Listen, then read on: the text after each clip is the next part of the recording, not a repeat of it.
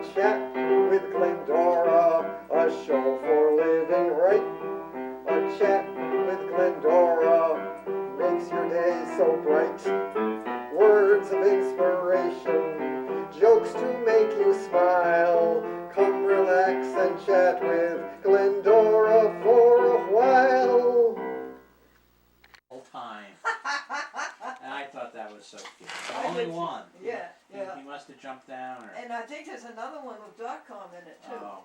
Was that Chauncey who was sitting? Yeah, it was Chauncey. He looked bigger in the picture. He must have put on his 25 Oh, pounds. he is enormous. No, he's not enormous. You should see my cat's enormous. Oh, you think he's, you think your cat's bigger? Yes. My cat's like a woodchuck. And she's all fat, so you go to pick her up and it kind of oozes. You know, your cats are muscular. I gotta catch her one of these days and take her down to the vets, and I'm not looking forward to that. What for? She has to get her annual checkup and her rabies shot and her... Oh, can't we dispense with all that? She's been healthy so far. Everybody, I thought it would be interesting to find out about the bicentennial of the Village of Nassau, Southern Rensselaer County. Hi, Mr. Kurt Vincent. Hello, Glendora. Thank you for inviting me. You are the village historian, are you not? That is correct, for the last few years. Where do we begin? Well, we begin on a snowy day in March of the year 1819, when 7 individuals got together and signed the request to incorporate as an independent village this little place that we live in. And at the time, it was much different than it is today. No grocery stores, no gas stations, no paved roads, no electrical wires blotting out the sunshine. It was a place of tranquility, I think. But let's go back a little bit farther. I know you have viewers from all over the country and maybe all over the world. So let us start with who was here first. Native Americans were here, and the tribe was called the Mohegans, not the Mohawks, the Mohegans. How do you spell that? M-A-H-I-C-A-N-S, Mohegans. Now, unfortunately, I don't speak Mohegan, and there is another word that the natives themselves used. The word Mohegan came from the Dutch. The Dutch were the first Europeans to settle in this area, explore and settle. In the 1620s, Henry Hudson, who we all know got a river named after him, sailed up the Hudson River, maybe, 11, 12 miles from where we're sitting today in Nassau, and was looking for a shortcut to China. Because in that period, in the 1600s, spices were very, very valuable, more valuable than gold or silver. Truly. Nutmeg, cloves, any spices that they could use to flavor food so it wouldn't spoil. This is the days before refrigeration, of course. So spiced foods were very, very popular, and the spices were very expensive, but they were grown in the tropics. And that's in the tropics and in the Far East, and that's where they were trying to go. Unfortunately, the Hudson River does not go to China. However, they discovered something else here, and that was an abundance of furry mammals called beavers. And in Europe, at the same time as they were desperate for spices, they were also desperate for fur, for hats, and for garments. And the Dutch, who were not necessarily interested in colonizing, in bringing over settlers, in farming, they were more concerned about the business, the mercantile end. If they could trade something for something else and take it back to Holland and make a profit, that was where their interests lie. So through that scheme, they had what they called patroonships. Now, a patroon, you can probably figure out, is very similar to the Italian name of a patron. A patroon was generally a wealthy individual who invested in the plan to come to America to bring a few skilled laborers and to establish a permanent location, mostly militarily, but also they would bring over a minister or two and sometimes someone to take care of medical problems, but certainly someone who could set up a grist mill, a sawmill, and a distiller, a brewer. And they settled in what is now the city of Albany and farther south. The land that we're in now was given to the patroon, the Van Rensselaers, and Rensselaer is a name that we all know and have learned to spell after many hard attempts.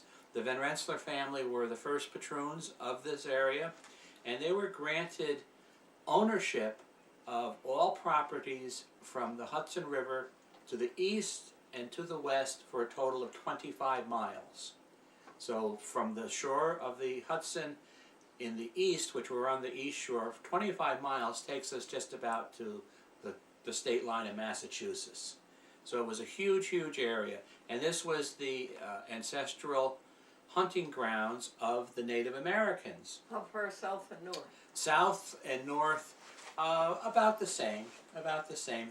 Most current maps will go up to Schaghticoke in the north, and then there was an upper manor and a lower manor, and generally down to Dutchess County, present Dutchess County.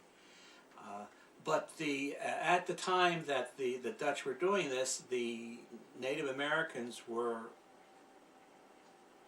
debating who should actually have the right to what territory. Now, if you went to school in New York State, chances are you learned about the Iroquois, the 5 Iroquois nations that were very instrumental in the development of New York State. The Mohegans were not Iroquois. They were Algonquin, which is more associated with New England.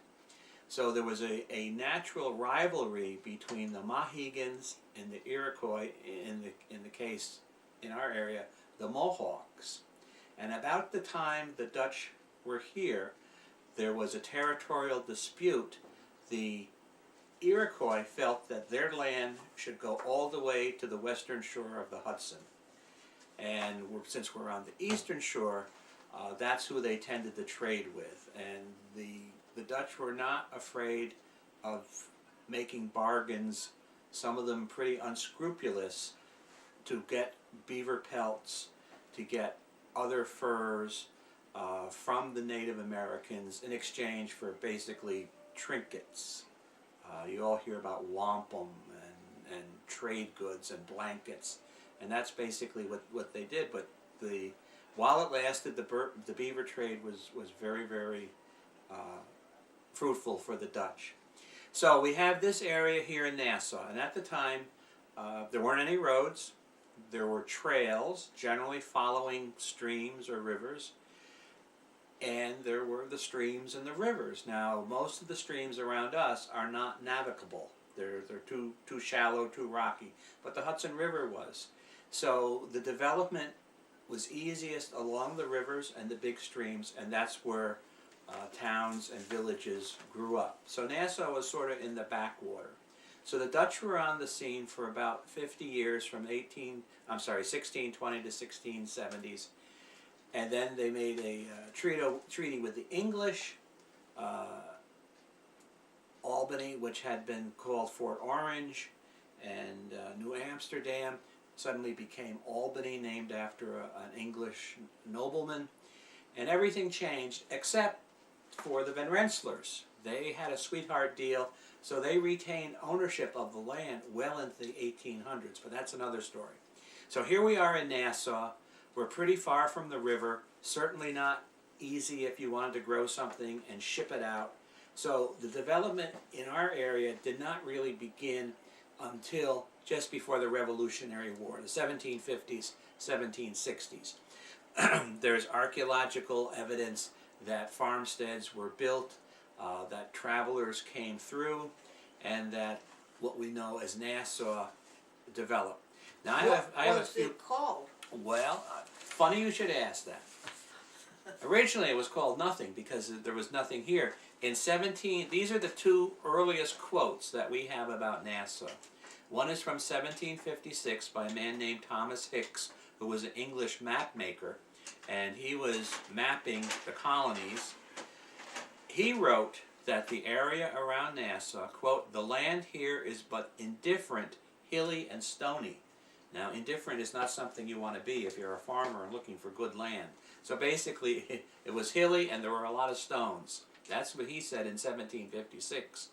A few years later, in 1775, Jonathan Hoag, who was a land speculator and developer, said, "Nassau is in a state of nature." Now, that could be translated a couple different ways, but pretty much it was not much here.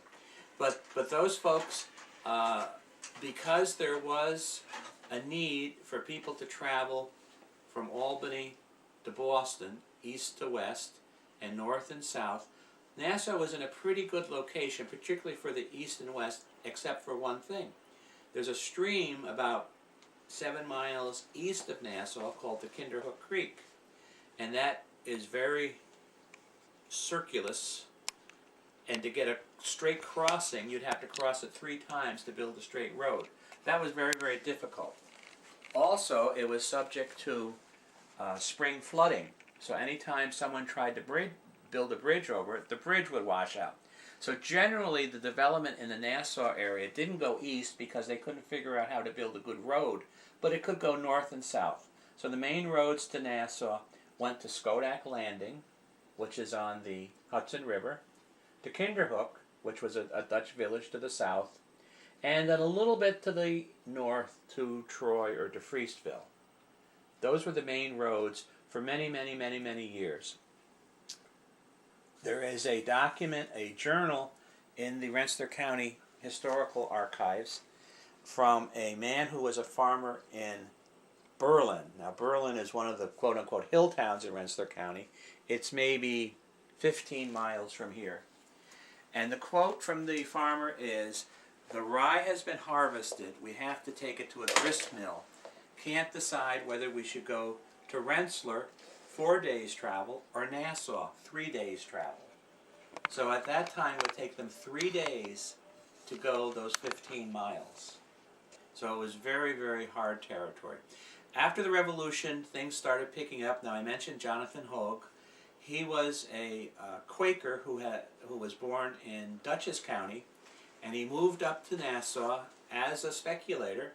He bought the rights to what we can now call Nassau Lake because you had to have power, and developed mills, grist mills, lumber mills, cut the wood, make boards and planks out of it, build a crude structure, and then you could kind of start surviving. And that's exactly what he did. Now, Nassau, the town of Nassau, and this sometimes confuses people because there's both a village and a town. First, there was the town of Nassau. And the town of Nassau was created in 1806. And originally, it was called Phillipstown in honor of Philip Van Rensselaer, the patroon at the time. But it was created from 3 towns that had previously been created. Petersburg in 1791, Schodack in 1795, and Steventown in 1784. Portions of those 3 towns were pulled off of the 3 towns, and that was where Nassau came from. So it was created out of portions of those 3 larger towns in 1806.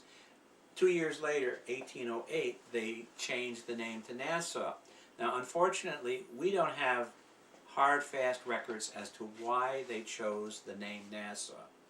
The best guess is that in homage to the Dutch heritage, not necessarily right here, but in the area, the ruling royal house of the Netherlands was from a place called Nassau, which is in Germany, and it was the House of Nassau-Orange. And Orange was a place that was in Alsace. Now, at the time when nobles got married or had daughters to entice men of nobility to marry the daughters, they would give them portions of their of their property rights. And over the years, instead of being all located in one central area, you'd have a little city here, and maybe a county here, and another town here, and maybe a whole country here. So all of these unattached countries came together to form the House of Nassau-Orange, and that is, and still is today, the Dutch royal family. So we suspect that they used the name Nassau from the Dutch royal family to give the name here. Anyone has a better idea, I'd be more than happy to listen to it. So things developed rather slowly. It was a small backwoods area. The 7 individuals who organized the village in 1819, of course all of the men, 5 trustees, a collector, a tax collector, and a treasurer. All of them were born about the same time, 1780s, 1790s. So at the time they would have been in their 30s, in their 40s. 2 of them were slave owners, because in 1819 it was still legal to own slaves in New York. It wasn't until 1821, two years later, where slave owning was made illegal. William Hermance, he was obtained a Van Rensselaer lease for a mill in 1793, captain in the New York State Militia, and a founder of the Nassau Academy, which was a private school here in the village. Chauncey Porter, who you named your cat Chauncey, I think, after Chauncey Porter. How does they spell it? C-H-A-U-N-E-Y. Is that the same way? No C? C-H. C-H-A-U-N-C-E-Y? No, just N-E-Y. Okay, so I guess they're not related. He was from Waterbury, Connecticut. Samuel Ludlow, who was born in Kinderhook. Chester Griswold, born in Dalton, Mass. He was town supervisor, New York State Assemblyman for 3 terms. He was a slave owner. Ebenezer Bassett, he was a doctor, born in Connecticut. And he was married to Calvin Pardee's daughter. Calvin Pardee was the treasurer, and he was a shopkeeper here in the village. And then the tax collector was Henry Goodrich, the other slave owner. So they're all Anglo-Saxon. all very Anglo-Saxon, all very English. And even though they have this Dutch name, they're very, very few Dutch. Hermance was from a Dutch family going back to the 1600s, but had been here already 200 years, so I think probably a lot of the Dutch filtered out by that time. But very Anglo-Saxon, very New England centered, because New York was the new land. This was the frontier.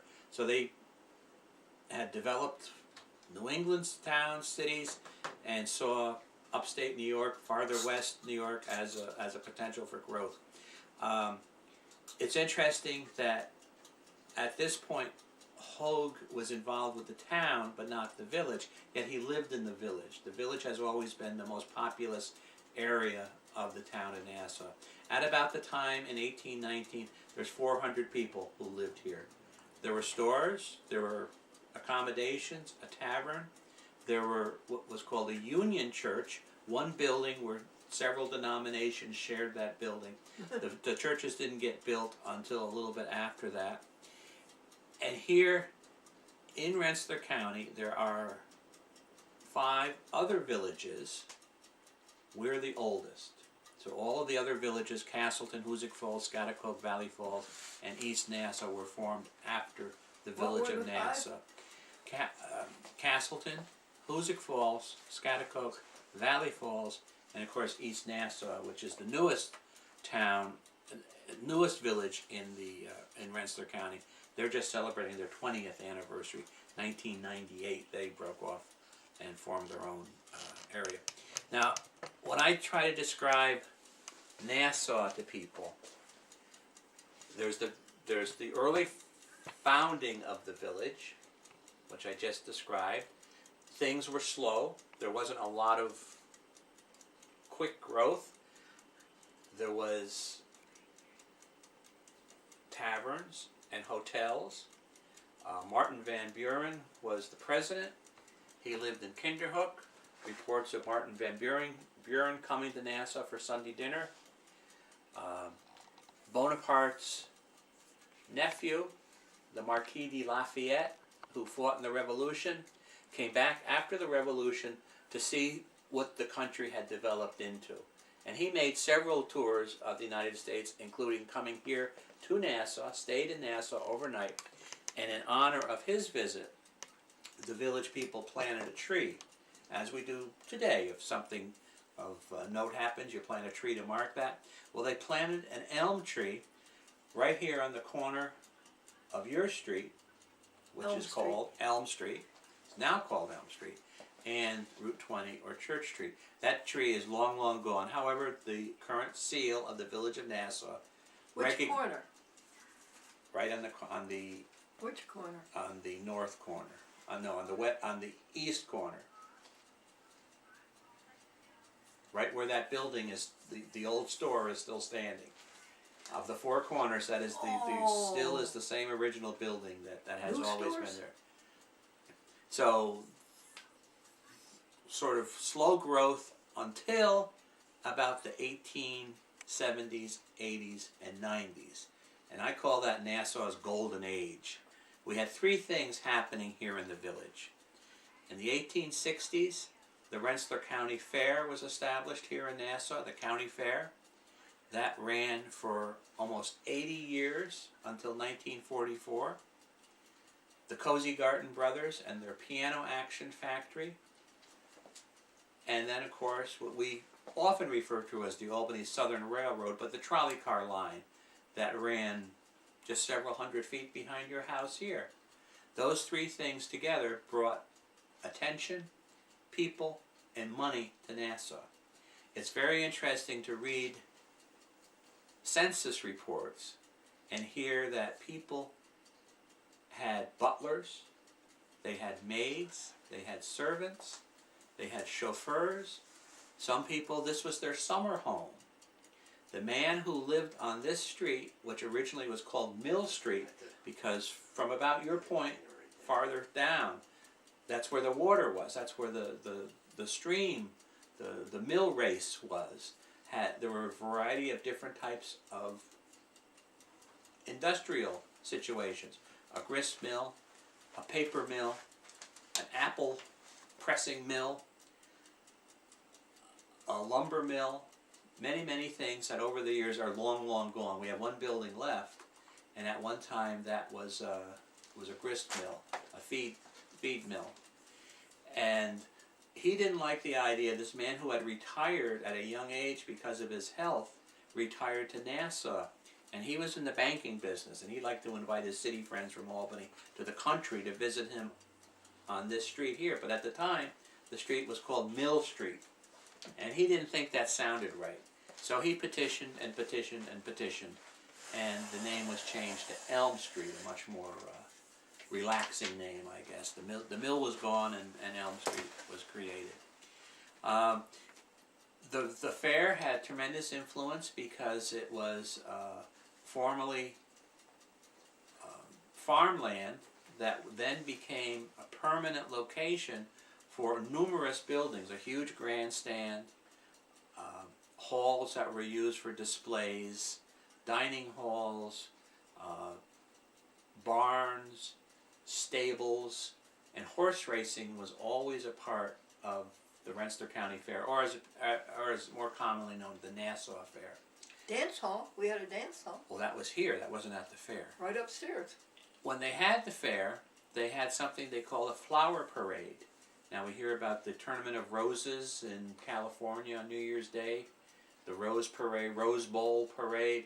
Same idea. It harkens back to the Romans. They had flower parades. And every organization, every group was invited to make an entry, whether it be bicycles or coaches or floats. And many of those photographs survive today, so we have a way to see how that was. And it was a very, very extravagant affair. And people would come to see this parade. So the parade was always held during the week because you couldn't have events on Sundays because it was church day. So these were weekday fairs, like a Tuesday, Wednesday, Thursday, which I find in today's mindset very unusual. You always think of the weekend as when people have time. But no, because this was for the farming community, the agricultural community, they made time out of their days to come down here and have their produce judged, their animals, their flowers, their baked goods, everything that a county fair has. It was a midway, there were hucksters and stuff for sale and quite the thing, and everybody talks about it. When those 3 or 4 fair days weren't happening, the fairgrounds were used by other community organizations for dinners, for races, for field days, for lots of other things. But the fairgrounds basically changed the development of the village of Nassau, because Nassau is 1 square mile in size, very small. The percentage of land that was dedicated to the fair was about 20%. Mm-hmm. So that was a sizable portion of the available property in the village of Nassau. What years are these again? That started in the 1860s and went all the way through World War II. 1944 was the last fair, but there were so many limitations on what they could do, how far people could travel, gasoline, that it just collapsed.